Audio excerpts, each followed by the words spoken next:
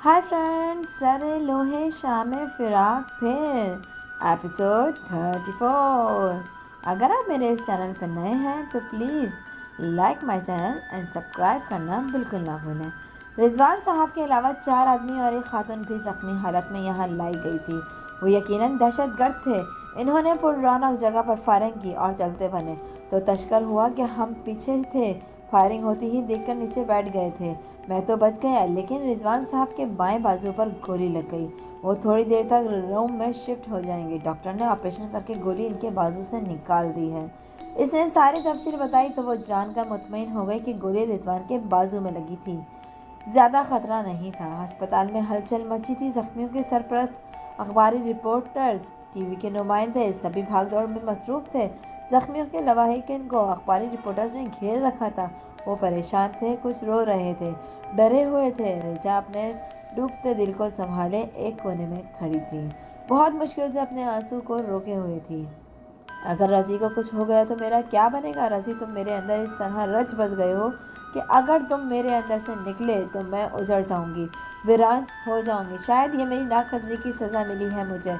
अल्लाह ताला ने ये झटका इसलिए दिया है कि मैं अपने बेजा इनकार ख़त्म कर दूँ। रज़ी, तुम तो मेरी रूह हिला कर रख दी है। तुम मेरी नादानी की सज़ा मुझे मत देना।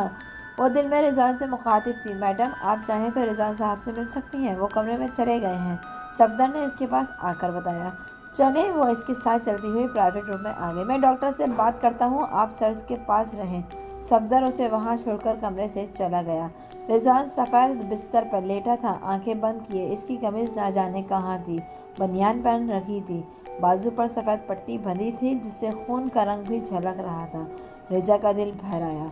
वो आहिस्ता से चलती हुई इसके कदमों की जानिब आ खड़ी हुई। रज़ी, रज़ी, उसने पुकारा, मगर वो इस तरह लेटा रहा तो इसने भरी हुई आवाज़ में तड़प कर प्यार से फिर पुकारा, रिजवान। जी रिजवान की जान। रिजवान ने आंखें खोल कर इसे देखते हुए प्यार से कहा तो इसके आंसू बह निकले और वो रोते हुए बोली, मना किया था ना तुम्हें, मत जाओ, मगर तुम नहीं माने थे।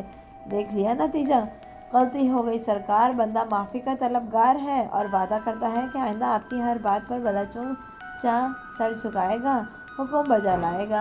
वो मोहब्बत से इसे देखते हुए बहुत शहाना अंदाज में बोला। इसने भीगी आवाज़ में कहा, ये तो बात की बात है। अभी जो तकलीफ़ उठा रहे हो, कोई हल है इसका? है तो मेरे सामने। वो मोहब्बत से इसे देखते हुए प्यार से बोला, इस तरह तुम्हारा प्यार का अंदाज़ा हो गया ना मुझे। मेरे प्यार का अंदाज़ा करने के लिए ऐसा जानलेवा तरीका ही आजमाना था। शर्म तो नहीं आती तुम्हें? कितना मना किया था ना मैंने तुम्हें, मगर तुम तो खुश होते हो ना मुझे सताकर। वो बाकायदा रोते हुए बोली तो रिजवान की आंखों में इसके दिल में जहाँ भर का प्यार उमड़ आया। कैसे कैसे आजमा रही थी वो इसे। तुम जो मुझे सता रही हो, ये आंसू पोंछ दो संगदिल लड़की। मैं संगदिल हूँ? वो खफा नज़रों से इसे देखने लगी। तुम तो मेरा दिल हो, मेरी जान हो। इश्तिहार आता है ना अखबार में जादू टोने वालों का कि संग दिल से संग दिल महबूब 24 घंटे में आपके कदमों में। तो बहुत से नाकाम आशिक वहाँ अपना वक्त और पैसा बर्बाद करते हैं। इनके हाथ फिर भी कुछ नहीं आता। मुझे देखो, एक गोली के तफैल तुम्हारी मोहब्बत और बेकरारी से अपनी रूह को सैराब कर रहा हूँ। अगर मैं इश्तिहार दूँ तो यूँ दूँगा कि पिस्तौल की एक गोली से बाजू का निशाना लें, ज़ख्मी होकर अस्पताल पहुँचें तो आपका संगदिल महबूब आपके कदमों में होगा, जैसा कि इस वक्त तुम मेरे कदमों में खड़ी हो। सर फाड़ दूंगी मैं तुम्हारा। इसके मजाक की हद उस वक्त भी शायद ताव दिला गई। वो गुस्से से आंसू से भरी आवाज़ में बोली तो वो हंस पड़ा। जी रिजवान साहब, कैसा फील कर रहे हैं आप? डॉक्टर ने कमरे में दाखिल होते हुए पूछा तो रिजा ने अपने आंसू साफ करते हुए रिजवान के सराहने आ गई। बहुत बेहतर, मामूली सा दर्द है, रिजवान ने उठते हुए कहा। ये दर्द अभी बढ़ेगा क्योंकि हमने आपका बाजू सुन करके ऑपरेशन के ज़रिए गोली निकाली है। दवा का असर ज़ायल होते ही तकलीफ का एहसास होगा, मगर आपने हिम्मत से काम लेना है, डॉक्टर ने नरम लहजे में कहा। जी डॉक्टर, मेरी हिम्मत तो ये खड़ी है। रिजवान ने मुस्कुराते हुए रिजा की तरफ देखा तो डॉक्टर ने रिजा से कहा, मिसेस रिजवान, परेशानी की बात नहीं है। आपके शौहर कल सुबह तक घर जा सकते हैं। हम एहतियातन आज रात इन्हें यहाँ रोक रहे हैं।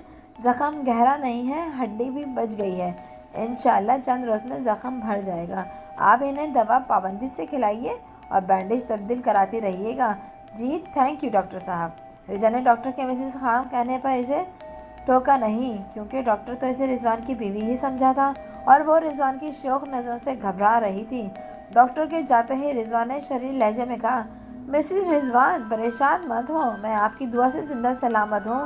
वैसे आपस की बात है, तुम मुझे वहाँ जाने से बार बार मना कर रही थी। ये नजरिया कारी यानी फायरिंग तुमने तो नहीं करवाई थी कि रज़ी मियाँ से जान छूट जाएगी। मेरी जान पर बनी है और तुम जानबूझकर मुझे सता रहे हो। शर्म तो नहीं आती तुम्हें? संगदिल नहीं तो? वो बेकरारी से खफदी से बोलते हुए रुख फिरती रो पड़ी। रिजा इधर देखो मेरी तरफ। वो इसकी हालत पर खुश इसके लिए हो रहा था कि वो इसके लिए तड़प रही थी, रो रही थी, परेशान हो रही थी और नादम उसे रुलाकर इस बात की मान हो रहा था। नरमी से उसे मुखातिब करके कहा, नहीं देखना मुझे, मैं जा रही हूँ। वो अपनी बात मुकम्मल करके दरवाजे की तरफ बढ़ रही थी कि रिजवान ने उठकर हाथ बढ़ाकर इसका हाथ थाम लिया। रिजा को ऐसा लगा जैसे इसने इसके दिल पर हाथ रख दिया हो। उसकी धड़कनें हवा हो गईं। इसके हाथ का लम्स और गिरफ्त इसके बेबस कर रहा था। उसकी हालत, कैफियत और बेख्तियारी इसे रिजवान के फराख सीने में छुपकर आंसू बहाने पर उकसा रही थी, मगर वो जब से खड़ी रही। मुझे छोड़कर कहाँ जाओगी रिजा? वो प्यार से इसे देखते हुए बोला, मगर रोएगी बात कोई जवाब नहीं दिया। लगता है मुतवज्जा करने के लिए थोड़ी सी अदाकारी करनी पड़ेगी। रिजवान ने उसकी नाराज़गी से फिक्रमंद होकर सोचा और फ़ौरन ही अपनी सोच को अमली पजामा पहनाते हुए तकलीफ़ का एहसास से बुरी तरह कराया और इसका हाथ छोड़कर बिस्तर पर बैठे बैठे दम से गिर गया। रज़ी रज़ी क्या हुआ? इसकी अदाकारी दम खा गई थी और रोना भूल कर तड़प कर इसके करीब आई और इसके रोशन कशादा पेशानी पर अपना हाथ रखकर बेकरारी से पुकारा, मेरे माथे पे तेरे प्यार का हाथ, रूह परस्त सुबह हो जैसे। इसने आंखें खोल दी और ये शेर पढ़ते हुए मुस्कुराते हुए इसकी परेशान और आंसुओं में भीगती सूरत को देखते तो वो इसकी शरारत समझ गई और गुस्से में आकर इसके दाएं बाजू पर मुक्का जड़ दिया। हाय हाय मार डाला जालिम! वो हंसते हुए उठते हुए बोला, जालिम तो तुम हो, मुझे तकलीफ पहुंचा के सता के बहुत खुश हो रहे हो। रिजा ने मजाक कर रहा था, तुम्हारी खफगी से मुझे सही नहीं जाती है। सॉरी जान, रोना बंद कर दो। देखो ये गोली लगने की तकलीफ ही बहुत है मेरे लिए। प्लीज़ रियली चुप हो जाओ। नदामत से, मोहब्बत से और मन्नत भरे लहजे में कह रहा था। अगर मेरी बात मान लेते तो ये सब ना होता, मगर तुम्हें भी मुझे सताने में मज़ा ही आता है। वो अपने आंसू पोंछते हुए बोली, रिजा रियली कोई जानबूझकर तो अपनी जान को तकलीफ़ में मुब्तला नहीं करता ना।